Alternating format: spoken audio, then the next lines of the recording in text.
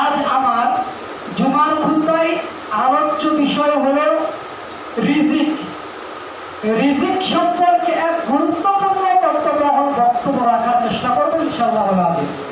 সম্মানিত উপস্থিতি, আমরা ধারাবাহিকভাবে আলোচনা করতেছিলাম, আপনারা শুনছিলেন। তো আজকে আলোচনার বিষয় ছিল হালাল, ইসলামে হালাল রিজিকের গুরুত্ব। তো এই জন্য আমি ইসলামে হালাল রিজিক আলোচনা না করে আগে আপনাদের সামনে আলোচনা করবো রিজিক, শুধু রিজিক। এই রিজিক সম্পর্কে আল্লাহ সুবহানাহু ওয়া তাআলা কি বলেছেন এই বিষয়ে আলোচনা করার পর তার পরবর্তী সময়ে আপনাদের সামনে ইনশাআল্লাহ আলোচনা করব ইসলামে হালাল রিজিকের গুরুত্ব, প্রয়োজন, তাৎপর্য এবং ইসলামে হালাল এরপর হারাম রিজিক ভক্ষণকারীর বিধান, বিভিন্ন বিষয়ে ধারাবাহিকভাবে আলোচনা হবে। তাই আজকের বিষয় হলো রিজিক। রিজিক সম্পর্কে বক্তব্য দিব। তো রিজিক সম্পর্কে আল্লাহ সুবহানাহু ওয়া তাআলা কোরআন মাজিদের মধ্যে কি বলছেন? তো আপনারা জানেন আল্লাহ সুবহানাহু ওয়া তাআলা যতগুলো মাখলুকাত পশু প্রাণী সৃষ্টি করেছেন,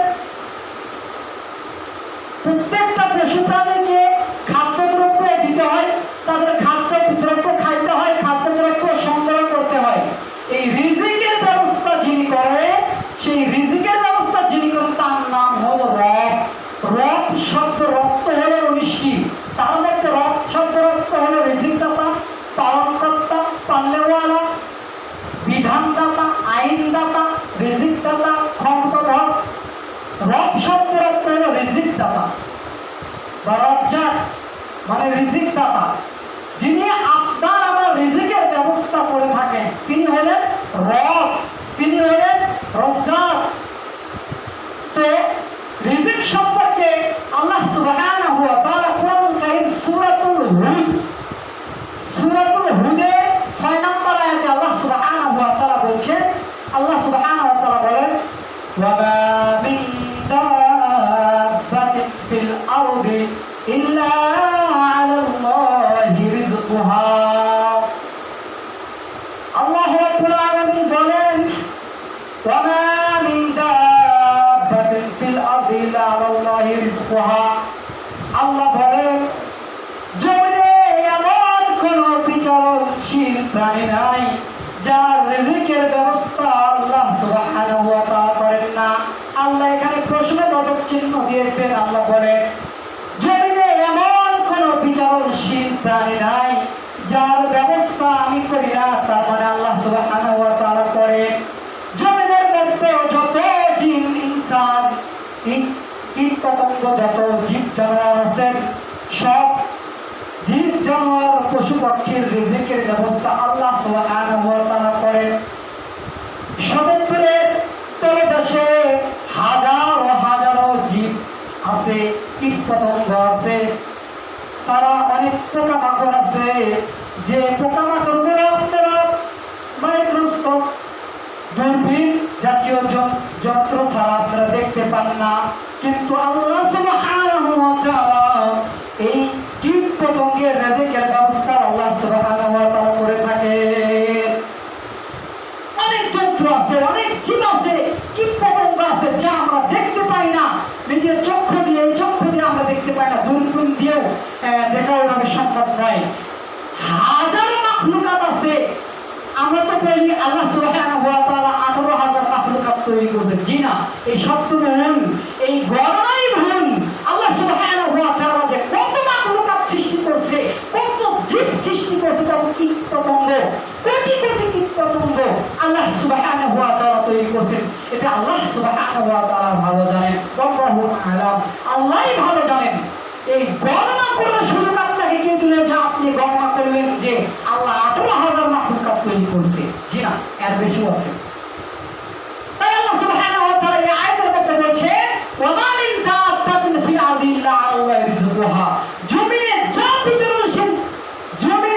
বিচরণশীল প্রাণী আছে, এর রিজিকের দায়িত্ব আল্লাহ সুবহানাহু ওয়া তাআলার কাছে। তার মানে রিজিক নিয়ে আপনার কোনো টেনশন করা লাগবে না। রিজিকের টেনশন আপনার নাই। রিজিক আল্লাহ সুবহানাহু ওয়া তাআলা আপনাকে এই পৃথিবীর বুকে পাঠাইছে, এই রিজিকের দায়িত্ব, রিজিকের টেনশন আল্লাহ। তার মানে আপনি এখন বলবেন হুজুর তাহলে বসে থাকবো, শুধু শুধু সালাত আদায় করবো আর বসে থাকবো, তাহলেও কিন্তু হবে না। তো সম্মানিত উপস্থিতি, আয়াতের অনেক সামনের অনেক তাফসীর ব্যাখ্যা আছে, বললেই বুঝতে পারবেন যে জমিনে যা জীব কীট পতঙ্গ আছে, যা রিজিকের ব্যবস্থা আল্লাহ সুবহানাহু ওয়া তাআলা করেন। আল্লাহ রাব্বুল আলামিন কোরআনুল কারীমের মধ্যে সূরাতুল জুমআহ আয়াত নাম্বার 10 আল্লাহ সুবহানাহু ওয়া তাআলা বলেন, ফাইযা কুদিয়াতিস সালাতু ফান্তাশিরু ফিল আরদ ওয়াবতাগু মিন ফাদলিল্লাহি ওয়াযকুরুল্লাহা কাসীরান লাআল্লাকুম তুফলিহুন। আল্লাহ রাব্বুল আলামিন কোরআনুল কারীম সূরাতুল জুমআহ 10 নম্বর পারা 10 নম্বর আয়াত আল্লাহ সুবহানাহু ওয়া তাআলা বলেন, ফাইদা যখন কুদিয়াতিস সালাত, যখন নামাজ শেষ হয়, সালাত শেষ হয়, ফান্তাশিরু ফিল আরদ, তোমরা জমিনে ছড়িয়ে পড়ো, তোমরা পৃথিবীর বুকে ছড়িয়ে পড়ো। কেন তোমরা পৃথিবীর বুকে ছড়িয়ে পড়বে? যখন সালাত শেষ হয়ে গিয়েছে তখন আর মসজিদে বসে বসে জিকির আজকার করার দরকার নাই, মসজিদে বসে বসে ধ্যান করার দরকার নাই। মসজিদে কিন্তু একদল লোক সালাতের পরে বসে থাকে, তারা বিভিন্ন গল্প গুজব করে, তারা বিভিন্ন হাদিসের ফজিলত বলে, অথচ আল্লাহ সুবহানাহু ওয়া তাআলা বলেন ফান্তাশিউ ফিল আরদ। আল্লাহ সুবহানাহু ওয়া তাআলা বলেন সালাত শেষ, ফাইদা কুদিয়াতিস সালাত ফান্তাশিরু ফিল আরদ, সালাত শেষ, নামাজ শেষ, মসজিদে আর থাকার দরকার নাই। ওয়াবতাগু মিন ফাদলিল্লাহ, আল্লাহ বলেন আমি তোমাদেরকে যা রিজিক দিয়েছি, আমি পৃথিবীতে যা রিজিক ছড়িয়ে ছিটিয়ে আমি তোমাদেরকে দিয়েছি, এই রিজিক গুলো তোমরা জমিনে ছড়িয়ে পড়ে তালাশ করো। আল্লাহ বলেন নামাজ শেষ, সালাত শেষ, আর মসজিদে থাকার দরকার নাই, তোমরা ফান্তাশিরু ফিল আরদ ওয়াবতাগু মিন ফাদলিল্লাহ, আল্লাহর ফজল, আল্লাহর রিজিক, তোমরা আল্লাহ যে রিজিক তোমাদেরকে দিয়েছে, যে রিজিক পৃথিবীর বুকে ছড়িয়ে ছিটিয়ে রয়েছে, এই রিজিক গুলো তোমরা তালাশ করো। ওয়াবতাগু মিন ফাদলিল্লাহি ওয়াযকুরুল্লাহা কাসীরান ওয়াযকুরুল্লাহা কাসীরান লাআল্লাকুম তুফলিহুন, আর তোমরা আল্লাহকে বেশি বেশি স্মরণ করো, তাহলে তোমরা সফলকামী হবা। আল্লাহ বলেন তোমরা রিজিক তালাশ করো আর আল্লাহকে বেশি বেশি স্মরণ করো, তাহলে তোমরা কি হবে? সফলকামী হবে। তার মানে কি বুঝলেন আপনি? যে আপনি প্রথম কোরআন কারীমের সূরা হুদের 6 নম্বর আয়াতে আপনি বুঝলেন যে আল্লাহ তাআলা সব পশু পাখি মানুষের জিনের রিজিকের ব্যবস্থা করেছেন। তার মানে আপনি বসে বসে থাকবেন তা নয়। আল্লাহ বলেছেন নামাজ শেষ, সালাত শেষ, এখন তুমি জমিনে ছড়িয়ে পড়ো, মসজিদে থাকার আর তোমার টাইম নাই। এটা একদম দেখেন না, সালাতের পরে মসজিদ থাকে, বলে গারাম বয়ান আছে, ওটা আছে, ওটা আছে, জিকির হবে, দিনের কথা হবে। কি তোমার চেয়ে কি আল্লাহ কম বোঝে নাকি? সালাত শেষ, মসজিদে থাকার আর কোনো দরকার নেই, তোমরা মসজিদে থাকবা আর জিকির করবা। মানে ওরা কি করে? তাবলীগের নামে ভণ্ডামি করে। তাবলীগ, এখন আপনি বলবেন হুজুর তাবলীগের বিরুদ্ধে চলে গেল। জি না, পৃথিবীর মানুষ যদি তাবলীগের বিরোধিতা করে, কোন মানুষ যদি তাবলীগ বিরোধিতা হয়, তাবলীগ বিরোধী হয়, তাহলে সে কি হবে? কাফের হয়ে যাবে। কেন? আল্লাহ সুবহানাহু ওয়া তাআলা কোরআনুল কারীমের মধ্যে তাবলীগের কথা বলেছেন, সূরা মাইদা আয়াত 66। আমি এদিকে যাচ্ছি না, তাই বলে আপনি মসজিদে সবসময় বসে খালি জিকির আজকার করবেন আর মসজিদে সুন্দর সুন্দর রান্না করে খাবেন, এটা নয়। রিজিক তালাশ করতে হবে। তাবলীগের কথা তো আল্লাহ সুবহানাহু ওয়া তাআলা বলেছেন, তো আমি তাবলীগের বিরোধিতা করতে যাব কেন? বিষয় হলো কি, আপনার পদ্ধতি আর আল্লাহ এবং আল্লাহ রাসূলের পদ্ধতিতে কোনো মিল নেই। আপনার পদ্ধতিতে সমস্যা, আপনার তাবলীগ করতে সমস্যা নাই, কিন্তু আপনার পদ্ধতির মধ্যে সমস্যা আছে। তাবলীগ করেন আপনি, তাবলীগ করা ফরজ, তাই বলে আপনি খালি মসজিদে থাকবেন আর জিকির আজকার করবেন, আপনার রিজিকের তালাশ করতে হবে না, রিজিকের ব্যবস্থা করতে হবে না, যে আল্লাহ আপনাকে বসে বসে খাবেন আর রিজিক দেবে, এরকম তাবলীগ করিয়েন না। তো সম্মানিত উপস্থিতি, বসে বসে রিজিক খাইছে, বসে বসে আল্লাহ সুবহানাহু ওয়া তাআলা বসে ব্যক্তিদেরকে রিজিক দিয়েছে। দেখেন আপনাদেরকে আমি শোনাচ্ছি, আল্লাহ সুবহানাহু ওয়া তাআলা বসে বসে খাইছেন একটা উম্মত, তাদেরকে আল্লাহ সুবহানাহু ওয়া তাআলা রিজিক দিয়েছেন। আল্লাহ সুবহানাহু ওয়া তাআলা কোরআনুল কারীম সূরাতুল বাকারার 2 নম্বর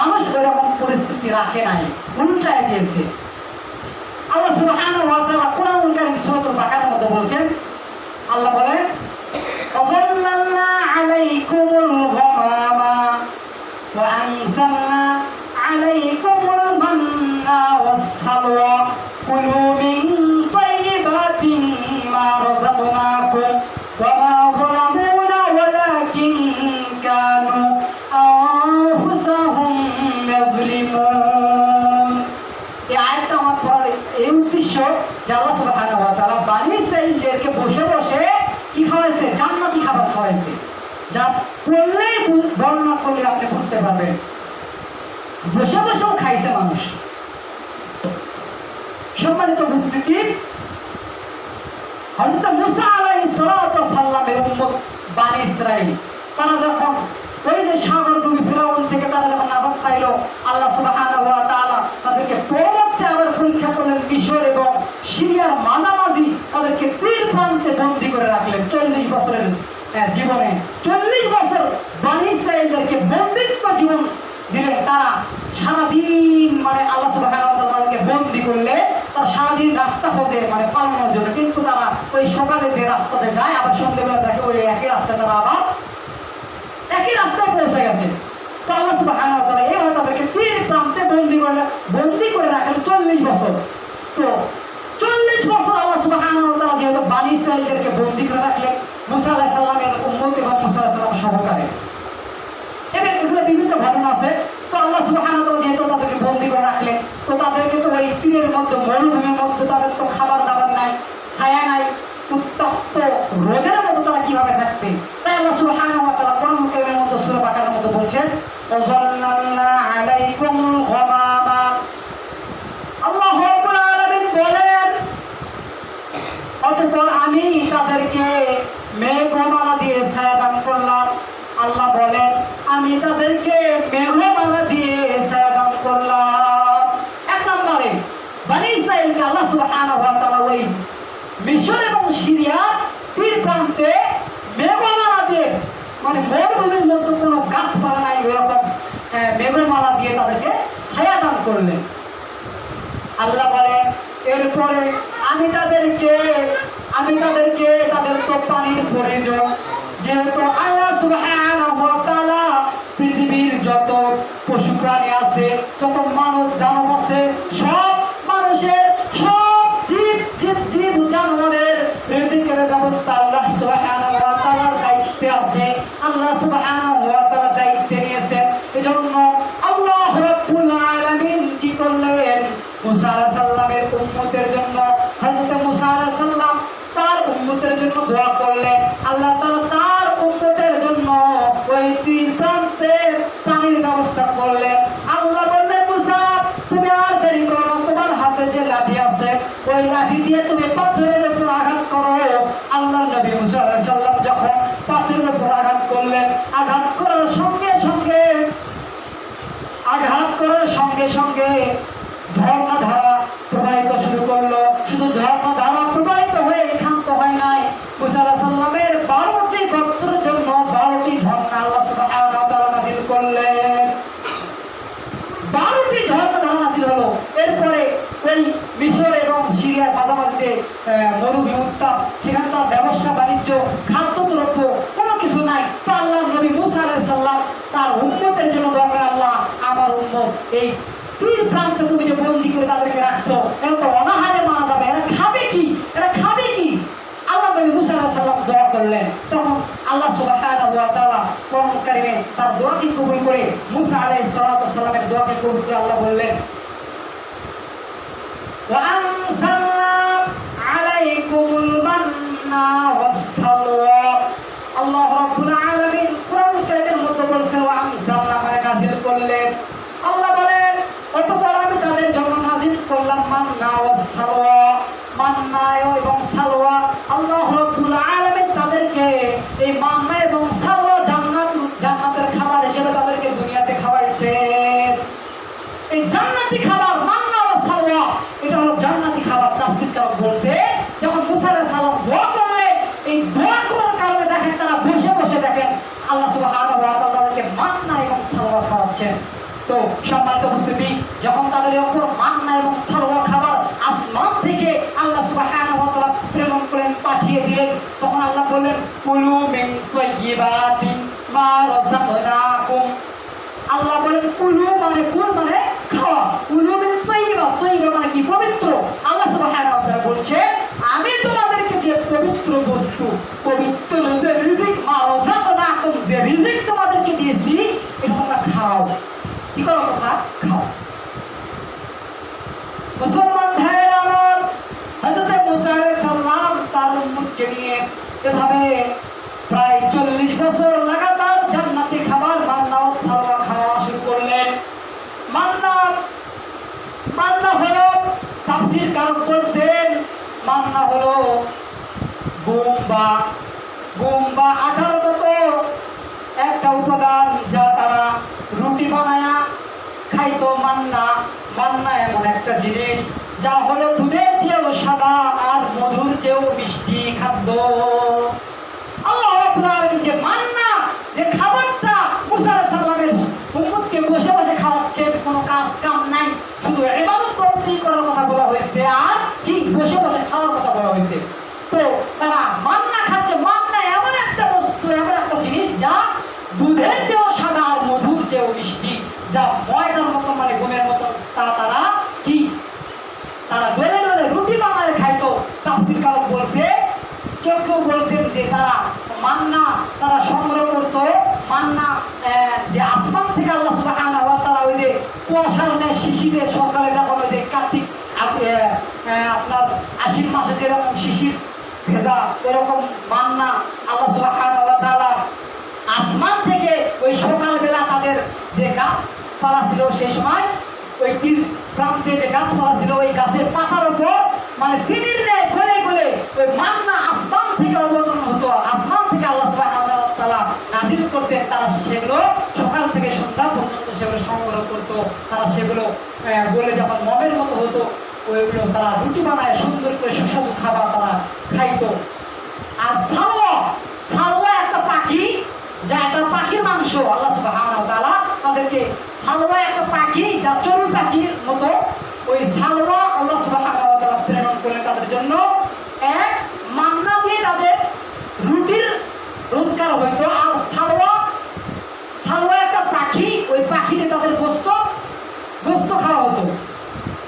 তাহলে তাদের দুটা রিজিকের ব্যবস্থা আল্লাহ সুবহানাহু ওয়া তাআলা আসমান থেকে করে দিলেন। আর সেই সময় নিয়ম ছিল যাই যার পরিবারের জন্য ইচ্ছা মতো নিবে, কিন্তু কেউ যদি বেশি দিত তাহলে সেগুলো কেউ জমা করতো। মান্না এবং সালওয়া খাবার যদি কেউ জমা করতো তাহলে সেগুলো কি হতো, সেগুলো গলে পচে নষ্ট হয়ে যেত। কেউ বেশি দিতে পারবে না।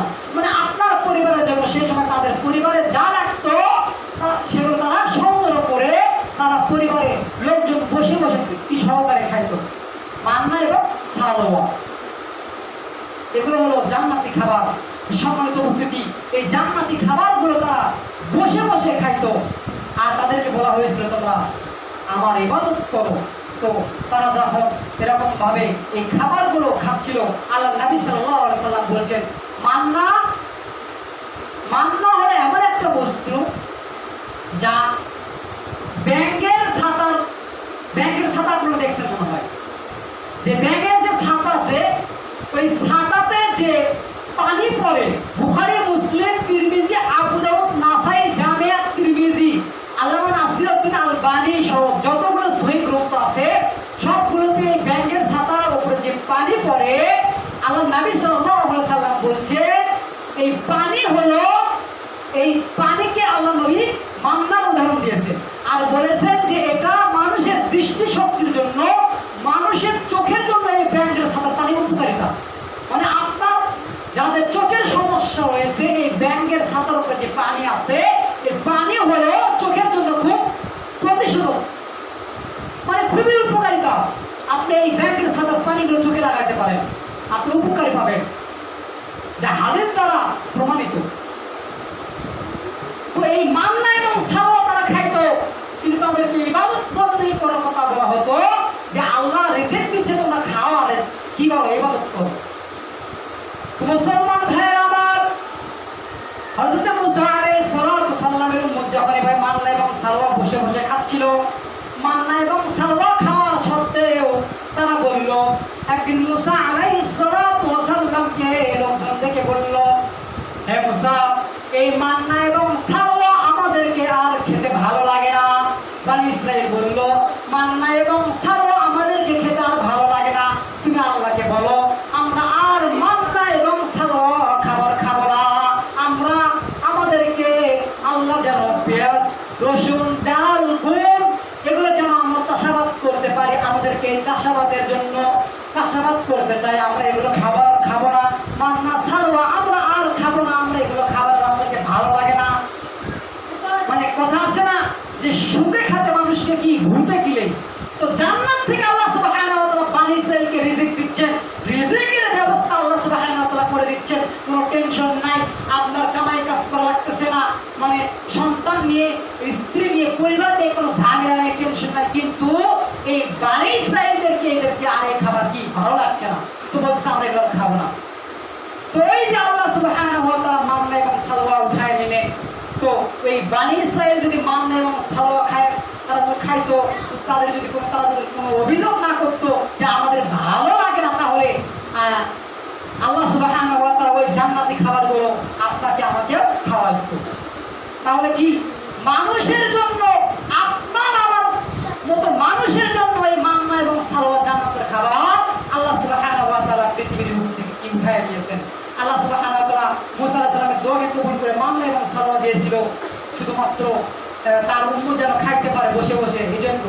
তবুও তারা ইবাদত করতে করে না, তবুও তারা হটকারিতা ছাড়ে নাই, তাদের মেজাজ খুবই করা। তারা আল্লাহ সুবহানাহু ওয়া তাআলা তাদেরকে যা নির্দেশ করতো তারা তবুও মানত না, বসে বসে খাইতো তবুও তারা মানত না। আর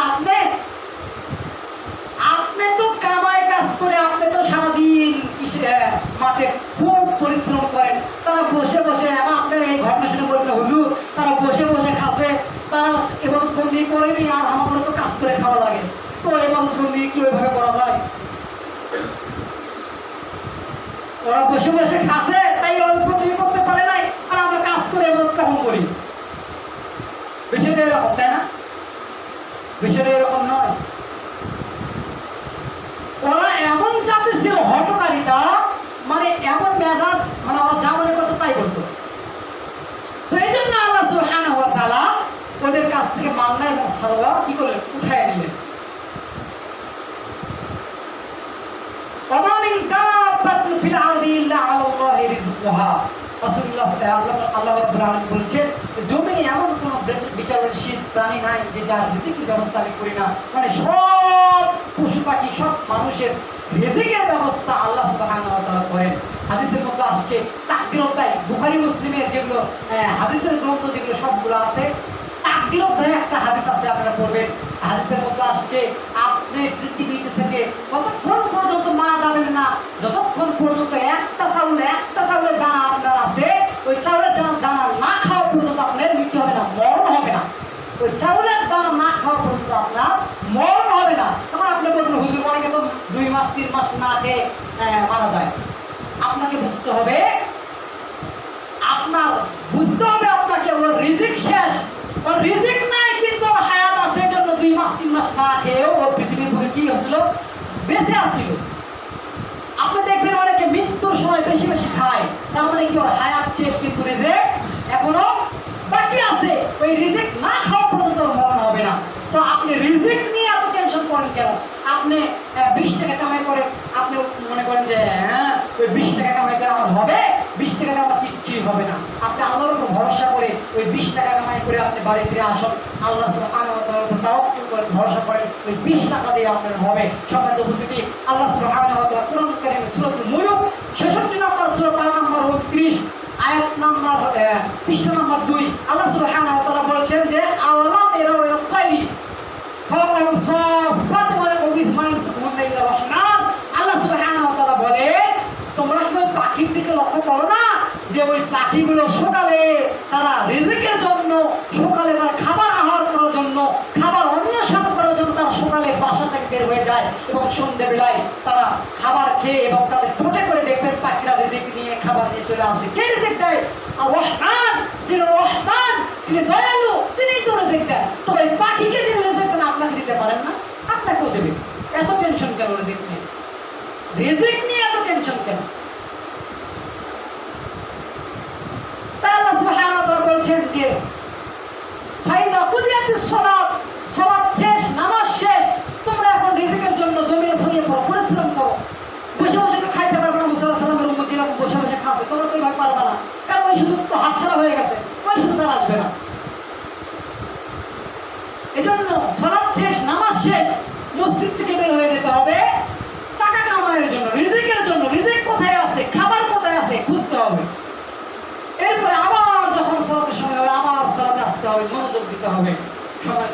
এইভাবে আপনাকে আমাকে চলতে হবে। রিজিক নিয়ে আরো অনেক বক্তব্য আছে, সামনে জুমায় বলার চেষ্টা করবো। হালাল রিজিক, হারাম রিজিক, অনেকগুলো বিষয় আছে যার সামনে জুমায় বলার চেষ্টা করবো। সম্মানিত উপস্থিতি, আল্লাহ সুবহানাহু ওয়া তাআলা আমাদেরকে বোঝার তৌফিক দান করুন। আল্লাহুম্মা। হাদিসের মধ্যে আসছে যে আপনার মৃত্যু যেরকম ভাবে আপনাকে খোঁজে, মৃত্যু যেরকম ভাবে আপনাকে খোঁজে, মরণ যেভাবে আপনার কাছে আসে, ওইরকম ভাবে রিজিক আপনার কাছে আসবে।